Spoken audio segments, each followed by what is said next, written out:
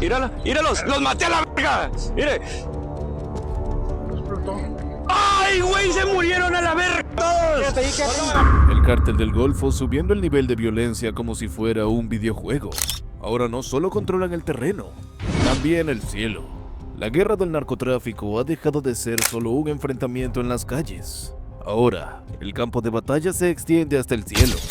En un giro escalofriante, el Cártel del Golfo ha llevado el conflicto a un nuevo nivel, utilizando drones armados para ejecutar ataques de precisión contra sus enemigos. Sí, como si fuera una película de guerra futurista, pero en pleno México. Esta nueva táctica ha convertido a Tamaulipas en un territorio donde la tecnología y la violencia se fusionan, desatando el miedo entre sus habitantes y poniendo en jaque a las autoridades. Imagina esto, un convoy de vehículos avanzando por una carretera polvorienta. Hombres armados confiados en su blindaje artesanal, sin darse cuenta de que la muerte los observa desde las alturas. De repente, un dron silencioso sobrevuela la escena. Su operador, oculto a kilómetros de distancia, recibe la orden y con un simple toque en el control, libera una bomba. Segundos después, una explosión sacude el terreno, convirtiendo lo que antes era un refugio seguro en un infierno de fuegos y escombros. Este no es un episodio de ciencia ficción ni una misión de un videojuego. Es la brutal realidad que se vive en las calles y carreteras de Tamaulipas, donde la guerra entre grupos criminales ha evolucionado al punto de utilizar estrategias militares dignas de ejércitos sofisticados. La pregunta es, ¿hasta dónde están dispuestos a llegar? ¿Qué significa este avance tecnológico para el futuro del crimen organizado en México? En este vídeo, te revelaremos los impactantes detalles de esta nueva modalidad de ataque, cómo operan estos drones letales y qué implicaciones tiene para la seguridad del país. La guerra del narco ha cambiado para siempre. Drones armados, ataques desde el cielo y una nueva era de terror en México. Lo que estás a punto de ver parece sacado de una película, pero es 100% real. Quédate hasta el final, porque esta historia te va a dejar sin aliento. El sol caía lentamente sobre Río Bravo, Tamaulipas, teñiendo el cielo de un naranja ardiente. Desde un polvoriento escondite en las afueras del poblado, El Porvenir, un hombre de manos firmes y mirada gélida sujetaba el control de un dron. Era un dispositivo pequeño pero letal, modificado para llevar una carga explosiva. Lo llamaban el Cuervo, un apodo que se había ganado no solo por su habilidad con estos aparatos, sino por la frialdad con la que los utilizaba.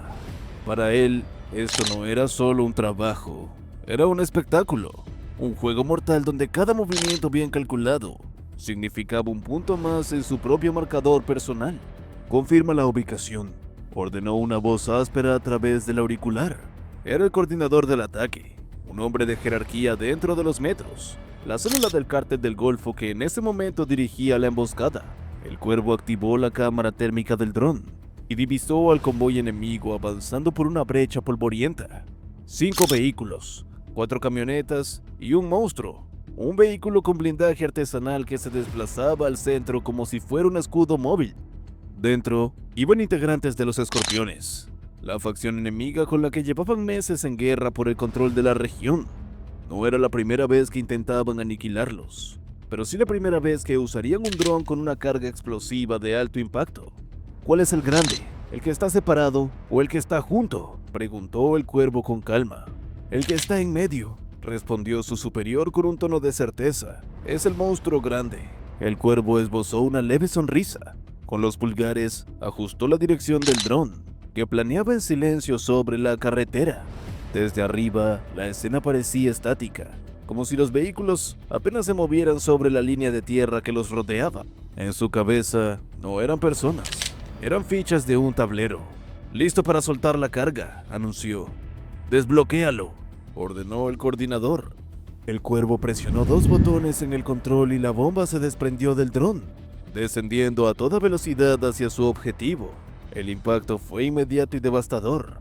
La explosión sacudió el suelo y envolvió a los vehículos en una nube de fuego y escombros.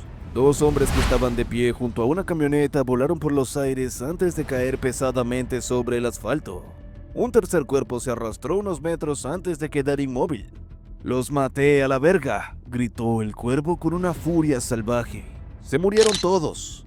La cámara del dron mostraba el caos en tiempo real.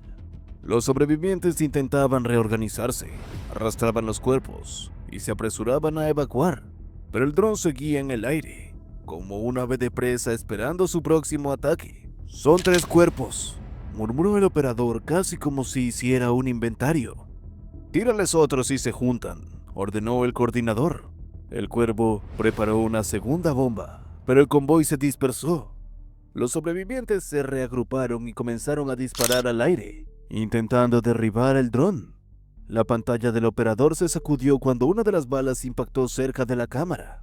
«Nos vieron», anunció el cuervo, su tono aún tranquilo, pero ahora más enfocado.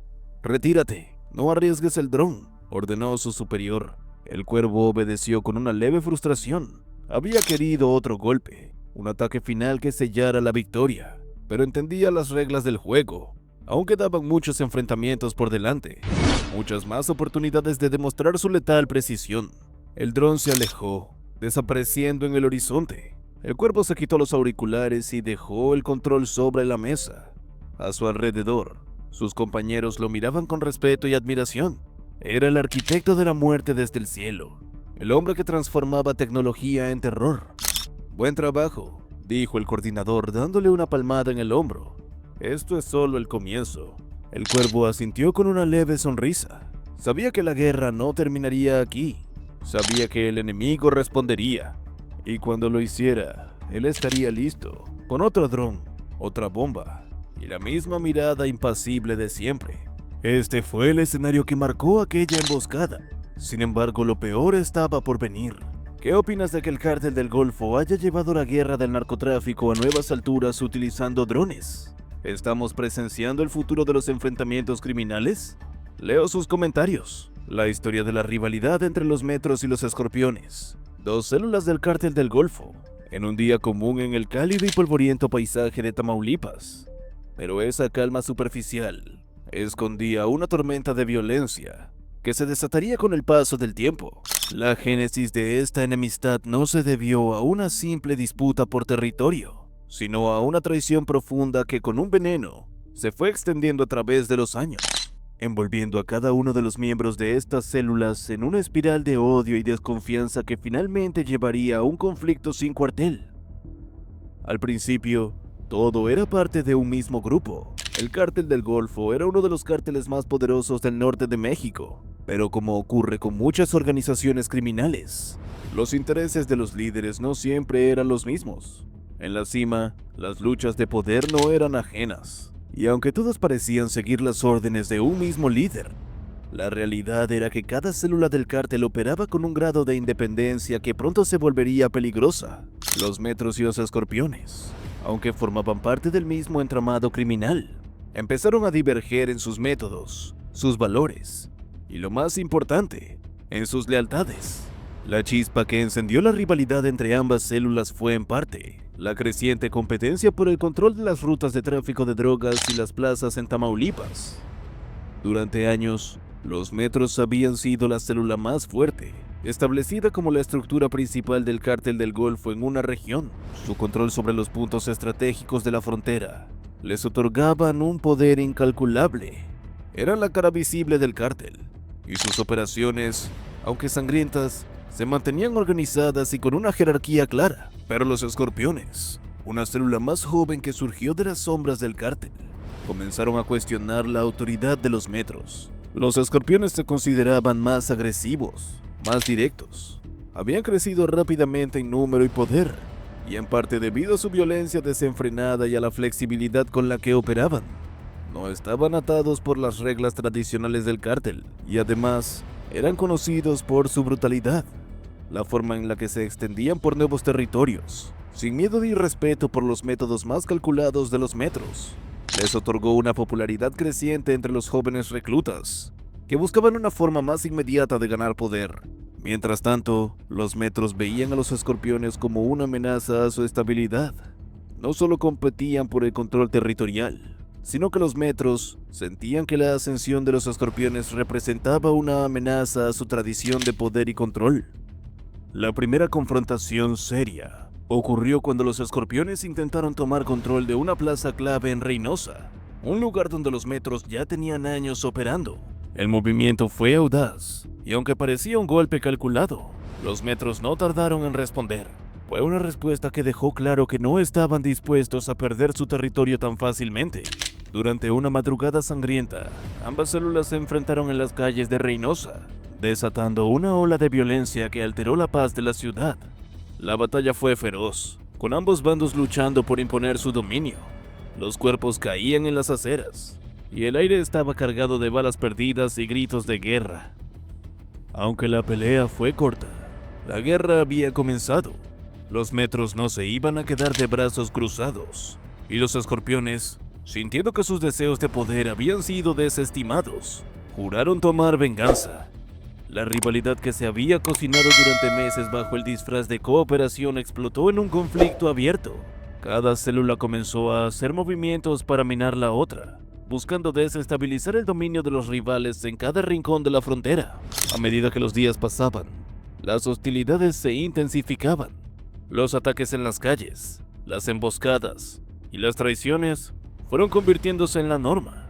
Ambos bandos comenzaron a atacar los negocios y familias de los líderes rivales, como una forma de enviar un mensaje claro. La guerra era total. A pesar de las bajas, ninguno de los dos grupos cedió terreno, y la violencia solo aumentó con el tiempo. Los metros, acostumbrados a la autoridad y el respeto que su nombre traía, se sintieron traicionados por aquellos que una vez habían considerado aliados. Los escorpiones, por su parte, sintieron que su agresividad y audacia merecían un lugar más alto en la jerarquía del cártel, y su odio por los metros solo creció. A este punto, la rivalidad ya no era solo un conflicto por el control de rutas o plazas, se había convertido en algo más personal. Los líderes de ambos grupos, antes figuras que operaban bajo el mismo paraguas del cártel del Golfo, se vieron atrapados en una guerra interna que amenazaba con desestabilizar la organización completa. La paranoia y la desconfianza se infiltraron en las filas y las lealtades se dividieron aún más. Algunos miembros de los metros, cansados de la violencia innecesaria, comenzaron a desertar hacia los escorpiones, mientras que algunos de los escorpiones veían que la violencia insensata estaba llevando a su grupo al borde de la autodestrucción y deseaban volver a la estructura ordenada de los metros. Los atentados sucedieron, y en las redes sociales comenzaron a circular imágenes y vídeos de los ataques, alimentando aún más el ciclo de violencia. La guerra interna se había convertido en un espectáculo, un trofeo de guerra para quienes buscaban venganza y poder. La frontera de Tamaulipas, antaño un lugar donde el tráfico de drogas y el crimen organizado regían la vida cotidiana, ahora era testigo de una guerra civil. El conflicto, que había comenzado con una lucha por el control, se había transformado en un enfrentamiento que ya no podía ser detenido. La rivalidad entre los metros y los escorpiones no solo estaba acabando con vidas, sino también con la idea de que el cártel del Golfo podía mantenerse unido. Aquello que comenzó como un simple desacuerdo sobre el control territorial había evolucionado hasta convertirse en una guerra de egos, de desconfianza y de pura brutalidad. Tamaulipas se convirtió en un campo de batalla, pero también en un recordatorio de la fragilidad de cualquier organización, incluso las más poderosas. Nadie podía predecir quién tomaría la delantera en esta guerra sin fin, ni si el cartel del Golfo, tal como se conocía, sobreviviría al incendio que ellos mismos habían avivado. ¿Qué crees que fue lo que realmente desató la guerra entre los metros y los escorpiones? ¿La lucha por el poder? ¿La traición? ¿O algo más profundo? Coméntame. Mientras tanto, después del ataque con drones que devastó a los hombres de los escorpiones, las consecuencias fueron inmediatas y brutales. Los metros, responsables del ataque, sabían que las aguas en Tamaulipas se volverían más turbulentas. Las calles ya no solo eran territorio de enfrentamientos armados, sino que ahora el cielo había sido añadido como un nuevo frente de batalla, uno donde los metros no solo se jugaba el dominio del territorio, sino también el control de la guerra tecnológica y psicológica. Las primeras horas tras el impacto de la explosión fueron cruciales, y todo lo que hicieron a partir de allí fue una mezcla de venganza calculada y reafirmación de poder. Cuando el convoy de los escorpiones fue destruido, no solo murieron hombres, sino también la ilusión de invulnerabilidad que los mantenía confiados. Las imágenes del ataque circulaban rápidamente por las redes sociales, mostrando cuerpos caídos, vehículos destrozados y una atmósfera de terror que se desbordaba en cada imagen. Los metros sabían que esta victoria, aunque efectiva, solo era una parte del juego. No podían permitirse que la humillación de los escorpiones se convirtiera en una oportunidad para que otros grupos desafiantes buscaran venganza. Al principio no hubo respuesta inmediata. Los metros observaban desde las sombras, analizando cada movimiento y esperando el momento oportuno. Sabían que los escorpiones no se quedarían tranquilos. Los cuerpos caídos y el horror sembrado en sus filas deberían ser vengados de alguna manera, y no sería con más drones. Fue cuando los metros, fieles a su carácter brutal y estratégico, idearon una respuesta en dos frentes. En primer lugar, no podían dejar que los escorpiones se reagruparan sin más, por lo que intensificaron los bloqueos en las principales rutas de Tamaulipas, cerrando caminos hacia Reynosa y Río Bravo, utilizando vehículos blindados para interceptar cualquier intento de refuerzo. Esto no solo frustraba los intentos de los escorpiones de reponerse, sino que enviaba un mensaje claro. Su derrota no había sido un accidente, sino una táctica planificada para quebrar su moral. En paralelo, la guerra mediática y psicológica comenzó a jugar un papel crucial. Los vídeos y fotos del ataque con drones fueron usados como propaganda de los metros. Cada vez que alguien intentaba escapar de la zona, cada vez que algún miembro de los escorpiones se atrevía a cruzar las líneas, las imágenes del ataque llegaban a sus teléfonos, sembrando aún más miedo y desesperación. Los escorpiones no solo estaban perdiendo hombres, sino también su imagen. Los metros estaban escribiendo una nueva narrativa, una en la que ellos no solo eran la fuerza más poderosa en el terreno, sino también en el aire. Poco después del ataque, un vídeo comenzó a circular en las redes sociales. No era un vídeo cualquiera, sino un trofeo de guerra. La explosión que había devastado el convoy rival fue captada en todo su horror. Los cuerpos caídos, los vehículos destrozados y la euforia de los atacantes celebrando su victoria se mostraron con una frialdad escalofriante. Los hombres del Cártel del Noreste, como si fueran los héroes de una película de acción, aplaudían y gritaban mientras las cámaras del dron registraban cada segundo de la masacre. Se murieron todos, se escuchaba en el vídeo, con la misma indiferencia que si hablaran de un animal cazado. Este vídeo se propagó rápidamente entre los usuarios de las redes sociales como una epidemia. Cada vez más personas compartían la grabación, no por curiosidad, sino por miedo. La imagen de los cuerpos arrastrados, la violencia explícita y sobre todo el hecho de que este tipo de ataque no había sido realizado por balas, sino por una bomba lanzada desde el aire, provocaba un sentimiento de terror palpable. Las plataformas sociales se inundaron con comentarios, teorías y especulaciones sobre el ataque, pero sobre todo con una pregunta constante: ¿qué pasará ahora? ¿Qué creen ustedes? Pero los escorpiones no se quedarían pasivos ante esta humillación. Si algo sabían bien, era que la venganza nunca tardaba. Aunque desconcertados al principio, comenzaron a reagruparse. Los escorpiones no se amedrentaron por la tecnología de los drones. De hecho, en lugar de eso, comenzaron a adaptarse. En las semanas siguientes, se empezaron a escuchar rumores de lo que los escorpiones estaban buscando. Maneras de hackear los drones que tan efectivamente les habían destruido.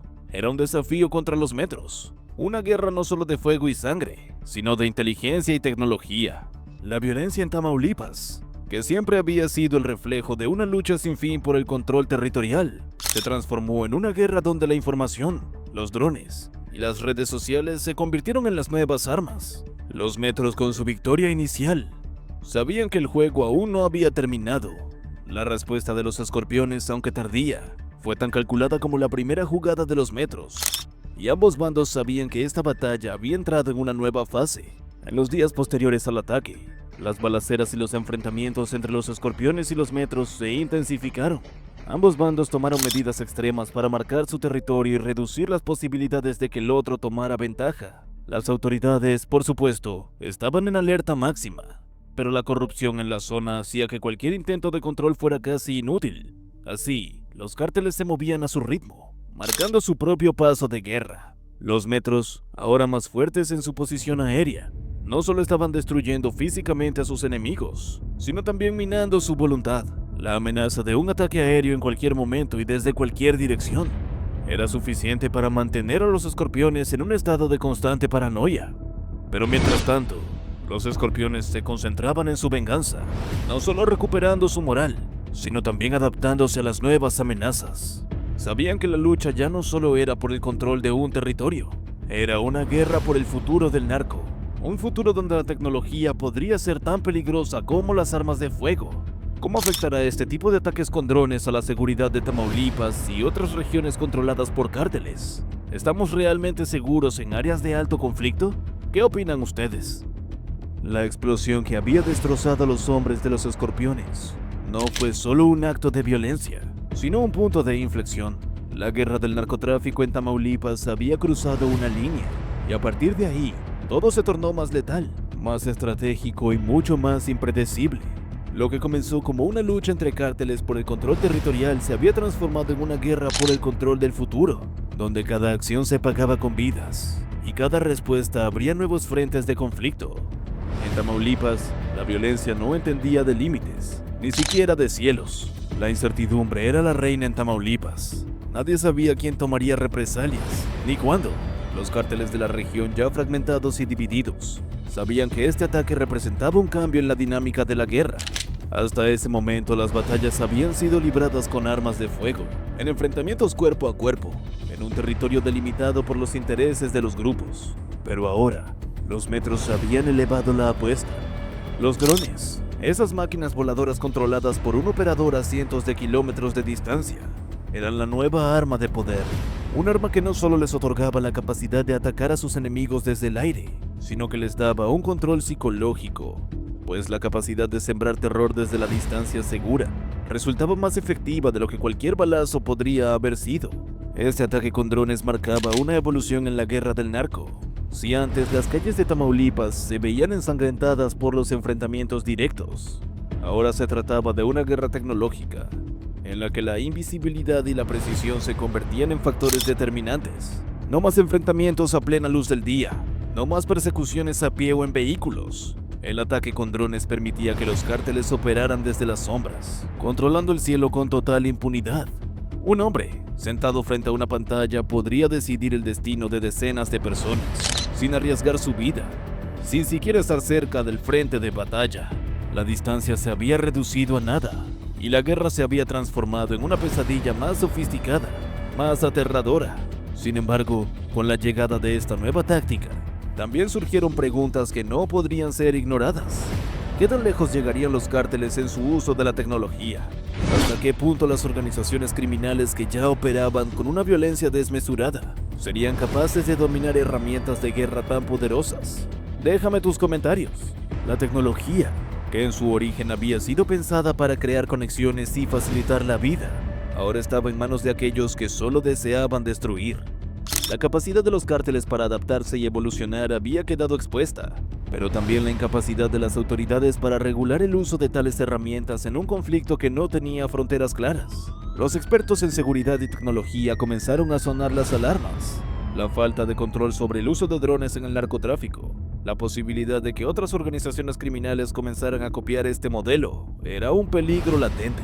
La pregunta que rondaba en todas las mesas de discusión era simple pero compleja. ¿Cómo pueden las autoridades controlar algo que no pueden ni siquiera ver venir? En el aire, los cárteles podían moverse con libertad mientras que las fuerzas de seguridad sin recursos adecuados quedaban atrapadas en un sistema que los dejaba sin respuestas. La situación se volvía más complicada con el paso de los días. No solo los cárteles se veían atrapados en esta nueva guerra tecnológica. Los ciudadanos de Tamaulipas, atrapados en medio de esta lucha, se sentían más vulnerables que nunca. Sabían que los enfrentamientos armados podían llegar a su puerta, pero la amenaza desde el cielo era diferente, más abstracta, más difícil de esquivar. Los ataques no llegaban solo a los narcotraficantes, sino a cualquier persona que estuviera en el lugar equivocado en el momento equivocado. No había refugio seguro. La incertidumbre se multiplicaba a medida que las redes sociales se llenaban de rumores y teorías, y las comunidades comenzaban a preguntarse si el cielo sobre ellos ya no era solo un espacio de paz, sino un campo de batalla. La respuesta de los escorpiones no tardó en llegar, pero no en la forma que todos esperaban. No era una represalia inmediata con armas de fuego ni una guerra de drones en un intercambio directo. En lugar de eso, comenzaron a circular nuevos vídeos, esta vez no con explosiones, sino con amenazas. La guerra mediática había comenzado. Las organizaciones estaban utilizando las mismas plataformas sociales para enviarse mensajes, para medir la reacción de sus enemigos y de la población. Cada vídeo era más crudo, más amenazante y más violento que el anterior. La guerra ya no solo se libraba en las calles. Ahora, el juego psicológico estaba en su punto más alto. Mientras tanto, la pregunta seguía flotando en el aire. ¿Es este solo el inicio de una nueva era de violencia? La respuesta no era clara, pero lo que sí estaba claro era que la guerra del narcotráfico en Tamaulipas nunca volvería a ser la misma. La violencia había adquirido una nueva forma, más sofisticada, más distante, pero igual de destructiva. Los cárteles habían aprendido a adaptarse, y la sociedad, atrapada en el medio, solo podía esperar lo peor. En la distancia, los drones volaban en silencio, esperando su próxima orden. ¿Quién tomaría las riendas de esta guerra tecnológica? ¿Quién daría el siguiente golpe? La incertidumbre se cernía sobre Tamaulipas como una sombra, tan pesada que se podía tocar. El ataque con drones en Tamaulipas marca un antes y un después en la guerra del narcotráfico. Lo que hasta ahora era un conflicto dominado por enfrentamientos en las calles, se ha transformado en una lucha aérea, donde la tecnología juega un papel crucial.